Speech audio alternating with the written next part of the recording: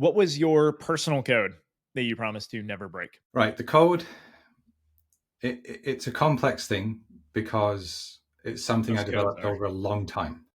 Right. So it's not like on day one, I started the agency and I've got these 10 elements to my code, and it developed, maybe added one or two things a year for 12 years.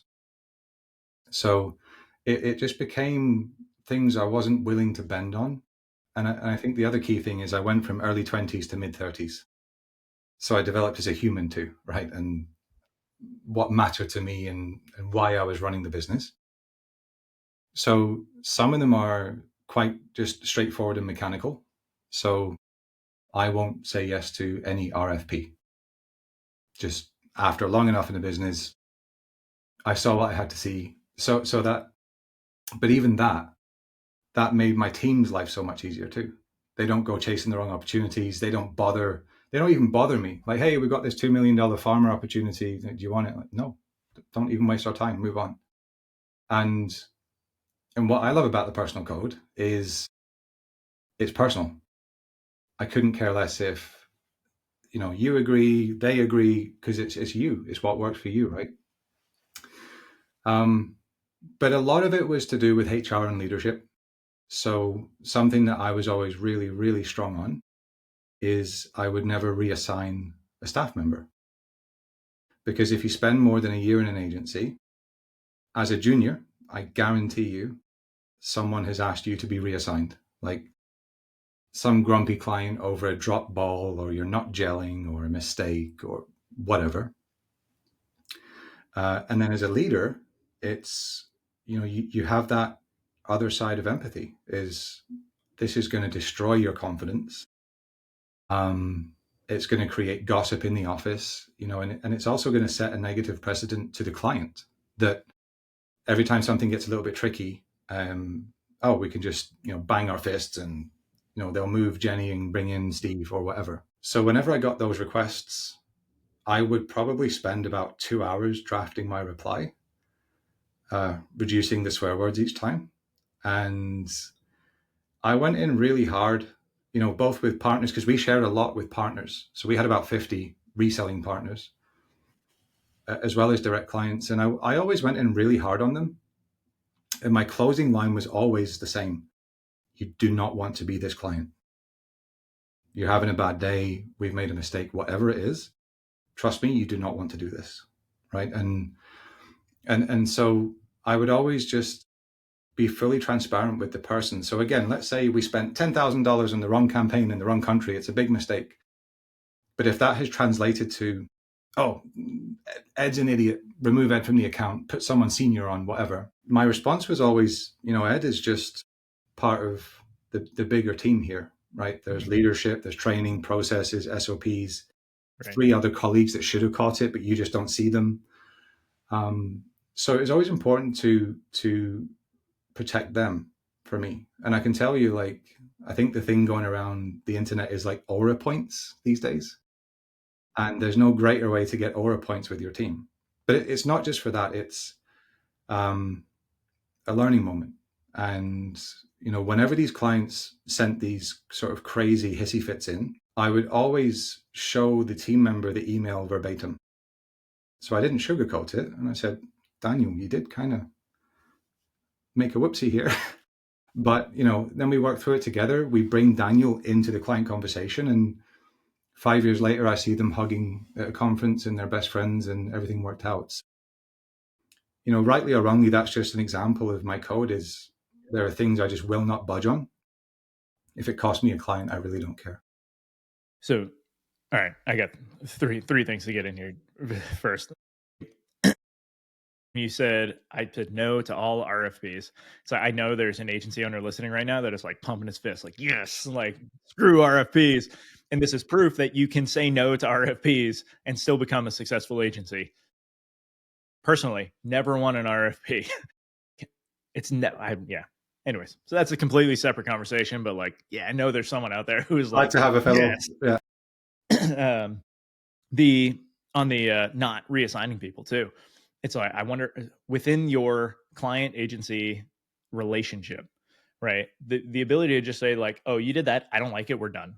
Right? Like how would a marriage look if that was the case? How would like any other relationships like, "No, actually, hang on. We have a problem. Let's work through this. Like let's talk about it because I could and I have an example actually I could get into. Uh, but it's like we have the chance to get better together here and like we both have a common goal. Why don't we work on it?"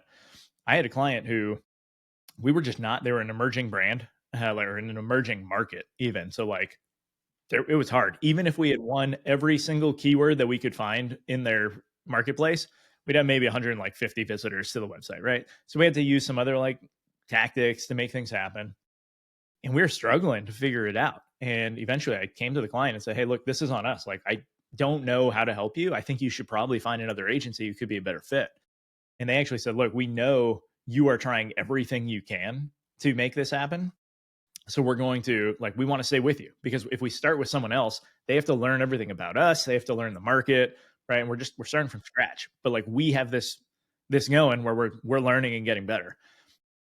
I don't know, 4-ish months later, everything took off. Like things finally clicked, it worked, and then they started growing. But if they had restarted with a different agency, that wouldn't have been the case. They would have had to push that back. Yeah. And even to a lesser extent, another team member, like say you had acquiesced and moved team number 3 into number 1 seat. As again, they're resetting the relationship, the learning process, the understanding of the market. Yeah, definitely. And that's the thing is learning through adversity, because that's what I always wanted my team to learn. And that triggers another point, by the way. I think you and I are about the same age-ish. I mean, I'm 35. I'm guessing you're about that. 36. All right. 36. So I got you. Got you by a whole year. What's you up? do. So we grew up in a time where professionally we still had to learn how to be professional, like, full time in an office, making the cups of tea. I mean, sitting in a freezing cold boardroom waiting for a scary client. And the generation of talent coming through now just doesn't have that. And I don't mean to sound like a dinosaur, and it's not a critique, it's a fact. Far less people in our space will now ever know what it's like to sit in an office, right? And the etiquette you learn from the senior person sat next to you, from your manager being 2 desks over and shouting at you if you've done something inappropriate. And that, like, conduct is a missed opportunity in a sense of training. So as leaders today, we have to rethink, how do we actually protect these people and let them evolve into a positive career? Because they've already lost all of that, the natural learning opportunity you and me had.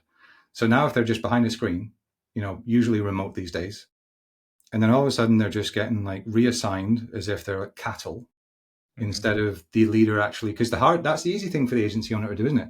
"Oh, I'm really sorry. Yeah, they messed up. We'll put them in the bin and replace them and, meet Sarah," right? That's the easy thing. Difficult thing is working through it with them. So I see that as a duty to the staff beyond the client.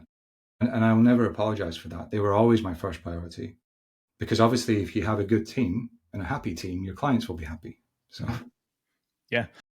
There's also this like it forces the team's mindset to be around like I will be successful here. And so it's not, hey, the client didn't like me, I screwed something up. Now I'm going to go elsewhere, right, to a different client and just work there. yeah, Hopefully they take a lesson, but like now it's like, no, I need to figure this out because this is my responsibility. yeah, And so, yeah, a yeah. sense of ownership that has to come down, which only makes your organization stronger. So And their bond with you, they trust you. And don't get me wrong, I had a mutiny and all sorts of chaos earlier, but by the end, anyone would, this is going to go public. Anyone who worked for me or with me would attest. No one left. One person left in my last 3 years, and within a month he has to come back. And so all these things, this code of leadership, it really adds up. But you have to be long-sighted about it, I'd say. yeah. What I like about it too is that even if it is a personal code, so it guides your perspective from your business. And so, especially today, and this is something like as a positioning coach, right? I'm talking about this all the time.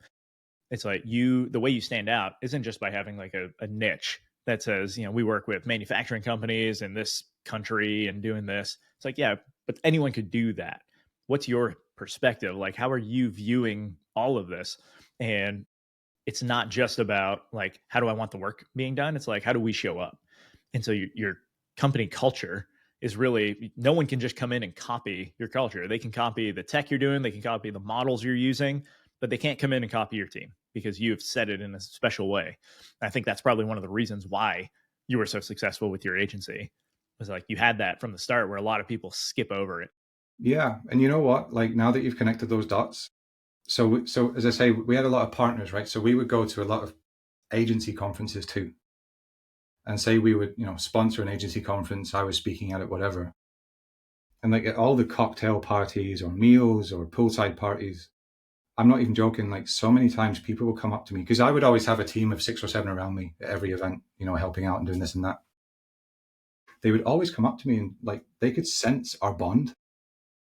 They would always come up and say, "How is your team so amazing? Like, how are they doing all that? How did they know to do all that? How are they such great ambassadors?" And it was always really hard to put into words. But I think this conversation is kind of the crystallization of that. Is look after them, run to a code that they will respect, and they will run through brick walls for you. But it's hard to tell someone that at a champagne cocktail mixer type thing. Right. When you get like the cliche, just let them be experts. Like let them do their job and like take care of them. Let them do that. But like that really is the thing. Like it sounds cliche because that's I think advice that a lot of like culture coaches will give. But like when I was in the army, I was running a basic training company at like the infantry's basic training stuff, and I would often have drill sergeants from other units asking to be part of our. Hey sir, how do we, like move into your unit? And one, that's not really how it works. Like you don't get to make those decisions like Yeah. that. But but I realized it was just because it wasn't anything like crazy that we were doing and stuff. It was just I took care of my guys to make sure they were good. And so if they didn't have to be at work, it's like go home, like go rest. Because especially for drill sergeants, they're waking up at 2 in the morning so they can drive in to wake up the soldiers at 4 in the morning so they can work all day, put the soldiers to bed, finish their paperwork, and then they get home by midnight, sleep a couple hours. It's just like, hey, how about we shift that? Because it doesn't have to be the case. And people saw it, and our unit's performance got better because we were taking care of the guys who were able to do their job. And they knew if I get my stuff done, no one's expecting me to be here anymore. Like they're expecting me to take care of myself. I've got two things that's triggered. The first is, do they call you sir in the army? Yeah, I was an officer, so it was Okay, just I'll call you Sir yeah, Chris from now on then. yeah, a little different. Maybe someday I'll learn knighthood, and that'll be a thing. That's cool though. But the serious thing it triggered is, I was at a conference last week, as we were talking about, with 250 agency owners. You have a lot of conversations. And it is curious because the number one thing a lot of people complain about is HR. Ask any agency owner, what's your top 3 issues? What's stressing you out? It'll be something to do with someone being sick, not performing, hiring someone, right? And this is going to sound so bad, but honestly, like I was at a few dinners, a few conversations, and what I actually heard was contempt toward not necessarily the humans of the team, but even the notion of having to lead a team. The type of conversation we're having, I was trying to espouse those, and they would be, I don't want to do that. I don't want to lean all the way in. I don't want to. And it was just fascinating because what I was hearing, like, if you don't want to love your team till it hurts and take bullets for them and stand up for them and have policies that protect them from unreasonable clients, unsafe workplace conditions, yada, yada, then what I'm hearing is you don't actually want an agency. Like the two are actually mutually exclusive. Like contempt for having and running a team and having an agency are mutually exclusive. So it's this fascinating thing of you think you want an agency, but everything you're saying says you don't. Right. Also, just quickly, do you consider yourself introverted or extroverted? Uh, Based on energy depletion, introverted. Like I can do the whole Yeah. public thing, but Yep. I get Okay. very tired very quickly. Yeah. So I was wondering too how much I feel like a lot of agency owners got into it because they were creatives and they just loved their craft, and that generally they were introverted, and that's how they rolled into those, like just learning how to do something really well, and they enjoyed that and being alone working on that craft. And so when you have a team, it starts to deteriorate some of that energy and just adds like some tension. there where I'm very extroverted. I love being with the team. Like I get energy when I am working with people. And so it's very easy for me to just roll into that. But yeah, it's curious. I get that, but at the same time, like, if I've done a whole workshop with the team, quarterly, whatever, quarterly pulse day, I'm loving every second of it. But as soon as it finishes, I need to pass out for like 12 hours. It's a weird one. Yeah. Um, but it is definitely, you just got me thinking too. Like I have a client right now who's going through a couple HR issues, and I've seen him when his business had like no leads coming in, and like the stress levels of being like, oh, I might have to shut down my agency was nowhere compared to I have these HR struggles right now to deal with. And so there is something about like that human that it's like you're responsible for them. You have to be able to work with them. Like that just adds this other level of tension to make the problem, I think, like, just feel harder. I don't know if that even makes sense, but there's probably something there. There is, and I think it's also shifted accountability. Like a lot of these conversations, the leader is blaming the staffer, whoever and whatever they are. Such and such is unreliable, dropping the ball, not being truthful, whatever. But the introspection is seldom there. It's like, what am I doing wrong? And that's why, as I say, I had a mutiny in 2017. I'm not kidding. More than half the agency left in 10 days. And it was a coordinated exodus. They tried to get even more people with them, but they didn't. And obviously at that time, I felt like a victim. What's happening to me? Why me? This is terrible. Everyone are words that I won't say here. But like, obviously later in the cold light of day, you realize all the conditions that set this event up. And it began with me not being a servant leader. Like, I think that would be probably the label to put on it, is servant leader. And some people roll their eyes at that, but being a servant leader and hiring and firing and managing based on values, because that was the other beautiful thing. Like post mutiny, when we rebuilt on values, the team took care of itself. Right. So like people knew we had quarterly values reviews. Everyone knew what the values were. We all voted on them once a year. And so if someone knows they're not exhibiting a value, I didn't even have to fire them. They got a minus. If they don't want to change, they're gone. So they didn't even wait. They literally just threw themselves off the bridge, right, when we were rebuilding. And then even like 5 years later, we accidentally let a bad apple in. A really toxic, just mistake. It happens. 3 of the sort of core group came to me one day. I can't say too much, but they came to me one day and they said, look, this person is behaving terribly. Here's the evidence. This goes against all our values. I fired him the same day. Like, just it's as simple as that. Because it's like the colony is looking after itself now because of what you've instilled. But if you don't work to get to that point, you're always in that cycle, pre-mutiny for me, of just bringing people based on credentials, qualifications, technical abilities, pay them as little as you can get away with, work them as hard as possible, and then moan when it doesn't work out. Right.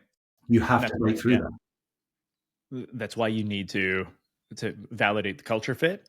But it's not as much like, do I think this person would get along with the team? It's like, no, do they actually embody the values that we want to put out? Because if your culture is the standard that you set, like that means there's a bar.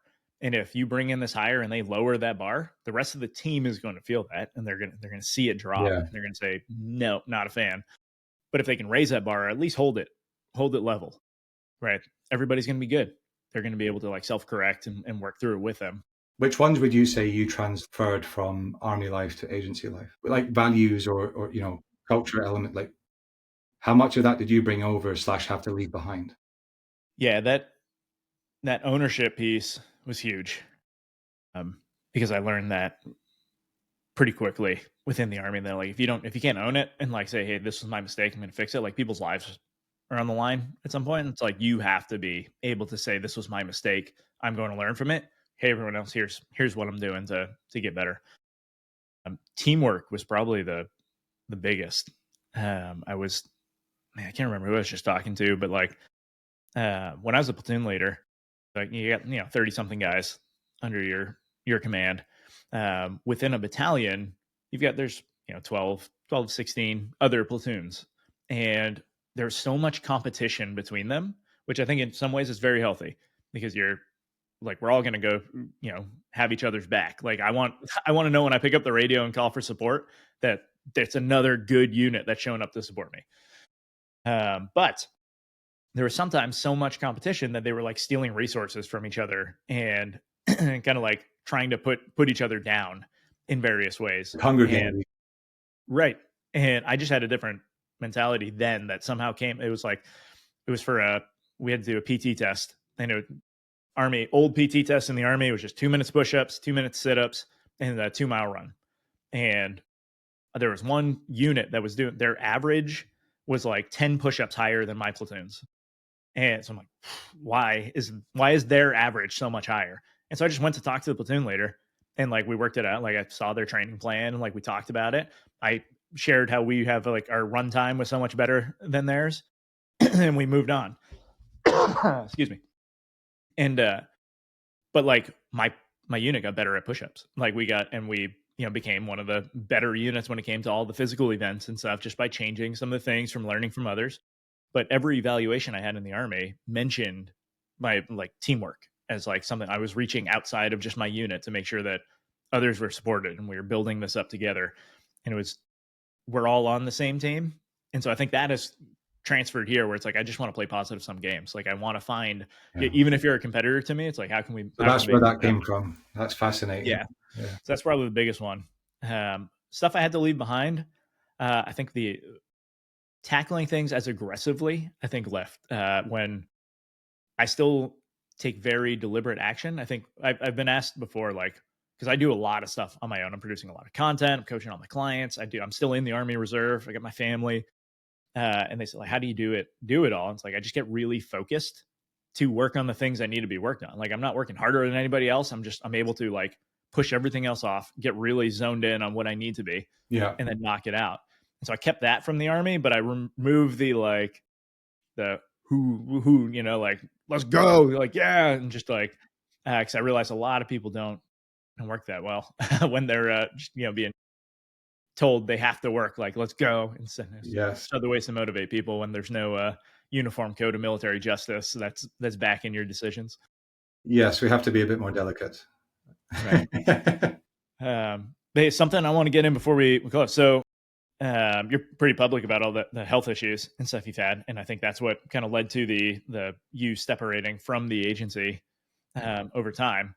There are probably other agency owners listening to this that have had moments like that where it's like they have other, even if it's not health issues, there's other concerns, other parts of their life that need a lot more attention, and they're now reprioritizing, saying this is more important to me. How did you go about the mental shift to be able to like accept that this is the case and go through with that? I think the best thing to do is to position myself as a case study of what not to do. I don't want to claim any wisdom or that I made many right decisions in the respect of managing health versus growth or agency or business ownership. The really short version for anyone who doesn't know the context, I was diagnosed with Crohn's disease in 2019. I suffered with it long before that, but that's just a diagnosis delay. And there and then at the time, they said, you should have a surgery. Take some bits of your bowels out, put it back together. But I said no, because it wasn't without its risks. Mm-hmm. And I didn't want to take 5 months out my agency. Because it's major work. So that's what they said you need, right? So I was having fun. I was running around the world, because I was Scotland based, but my agency was Toronto, doing events all around the Americas, clients everywhere. So I was having fun, right? And then COVID, and then had a kid, and then nearly died. So that 5 years gap where I should have done the right things, I didn't. I made the call far too late to step away. So when I think about, and by the way, I just want to link something like, I think a lot of illnesses are exacerbated by stress. There's a definite mind-body connection. And something that I think is always key to emphasize is I actually think a growing, thriving agency is more stressful than the opposite, right? Staying flat or going backwards could be perceived by some as stressful. I would say it comes with some angst. I've been there.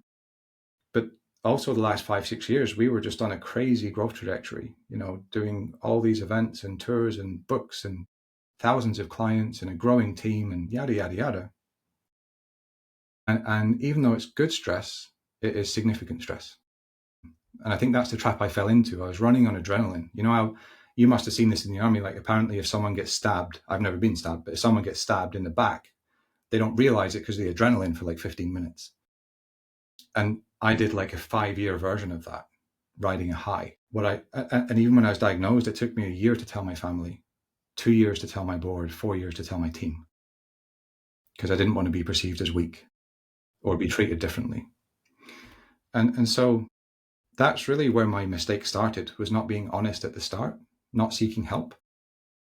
I should have slowed down. I should have had proactive surgery if your illness is such that needs one. I should have, it took me 10 years to hand off sales. I should have done that as soon as I was diagnosed, which was year 5.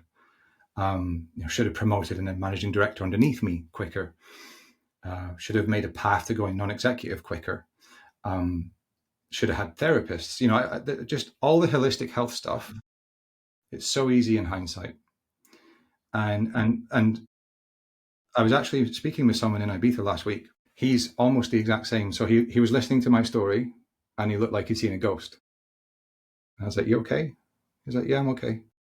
But I have got these gallstones and I think I'm making them worse with stress and not looking after myself." And then he said, "I am thinking about putting an MD in place underneath me."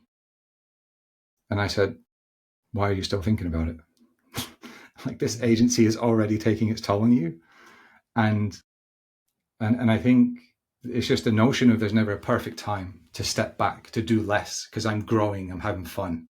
Mm-hmm. That's what you really need to take a really mature decision and look past, because the health cost is obvious, but also the opportunity cost. Because for him, if he actually proactively does it now and puts in a number 2 underneath that runs more or less the business, A, he'll have time and mind space to look after his health, and B, there's every chance that will unlock his, mind space for zone of genius stuff that will really move the needle.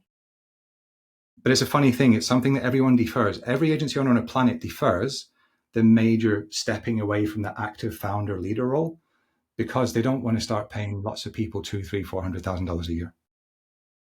But if I could go back in time, I'd have done it all different for sure. So I can't claim any wisdom, only a survivor story. But you got it now. So yeah, the ability to share it in retrospect is still valuable. Yeah.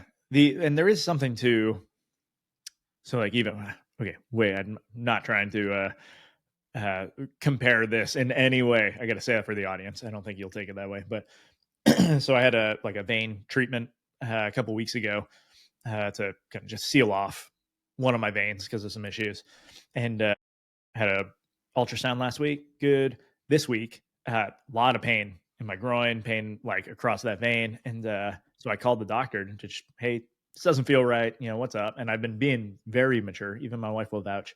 Not doing leg workouts, not like pushing it, even though I wanted to. But the doctor said, "Well, we can get you in, today." I'm like, "Yeah, I got a lot of meetings today. Like, let's push it to Friday." And I ended up having to go to the emergency room last night to just get it done, like something looked at, because I was in so much pain. And had I got it looked at before, though, I could have moved probably 1 meeting, maybe 2 meetings to like shift things around. Instead, I was up till, after 1 a.m. and like waking up late. Now we have a different doctor's appointment that I have to go to. And it's like, and so not a huge issue in the grand scheme of life, but it is this mentality of like, well, work is more important. But had I just done it in the first place, I'd actually not have to shift as many meetings now as I'm going to. And I could actually have just kept my schedule mostly intact. And so I do think there's this, from maybe it's a leadership thing where it's like, you don't want to let people down as well. And so you feel like you have to martyr yourself in order to make it happen. Yeah. That's exactly it. That is the nail on the head. And even like a really super quick, easy example, every agency leader on the planet needs more staff than they have at some point. Mm-hmm. So every quarter, we'd sit down and say, right, what's our needs and realities and utilization rates? turns out we need a PPC campaign manager, a client services manager, an ops manager, and a salesperson. As the active MD, like in the trenches MD, I was in charge of sales, like I said, for the first 10 years. So that line item was on our annual issue list for 3 years. Because every time we came to the quarterly meeting, no, you hire someone in client services. Yeah, you need someone in media, that's no problem. I'll keep sales. And it is that martyr thing, is they need help more than I do, and I don't deserve to put myself first because I own the business, which is a very dangerous thing. And you ultimately just, you've got to listen. Like you said, as soon as you start getting warning signs from your body, someone once put it to me, your body is your alibi because you don't want to leave. And it's really giving you the biggest broadside it can without killing you. And eventually I got the message right and said, I better take a few months off, which turned into something else. But it's a head over heart thing. All right. Well, as we wind it down here, I got 2 more questions for you. With the first being, what book do you recommend every agency owner should read? Well, you said I couldn't say Traction because that's boring. Gino Wickman is going to hunt me down for saying that. No, in seriousness, it's not boring. It's just lots of people are already familiar with it. So I will go ahead and plug a brand new one, Ali Newton Temperley's Agency Exits. Because what's interesting about it, short version, 7 founders interviewed, all completely different exits, myself included, some by design, some not by design, various horror stories within, and obviously loads of nuggets of wisdom, because it's not something people necessarily go into their agency with a ton of clarity on. Do I want to exit? What would it be like? Because there's 17 different ways to do it. A real eye-opener. Yeah, I'm excited to read that one. One of my pieces of advice to agencies, especially as they're starting out, is that you don't necessarily need to build for an exit, like with that being the plan, but you need to build for options so that if you decide to sell, you're ready to go. And in order to maximize your options, you kind of need to go through a lot of the stuff that you would do for an exit. Yeah, or indeed, if you have to sell, right, like me. Yeah. And I have genuine, very close friend agency owners who have triple heart bypasses, other terrible autoimmune. Like, it happens way more than we see on LinkedIn. So having those options, as you put it, that's what got me out in the agency forward without any mess or financial difficulties for anyone or stuff like that. Right. Awesome. Last question: where can people find you? LinkedIn, my alter ego, Snacky Jackie, but my LinkedIn profile is just search my name, Jack Porter-Smith, and I look forward to making friends with you. Awesome. Well, Jack, I am glad that we crossed paths, and we're going to continue doing some stuff together. So, very grateful to be on, Chris. Thanks a lot, and good luck to everyone listening and watching.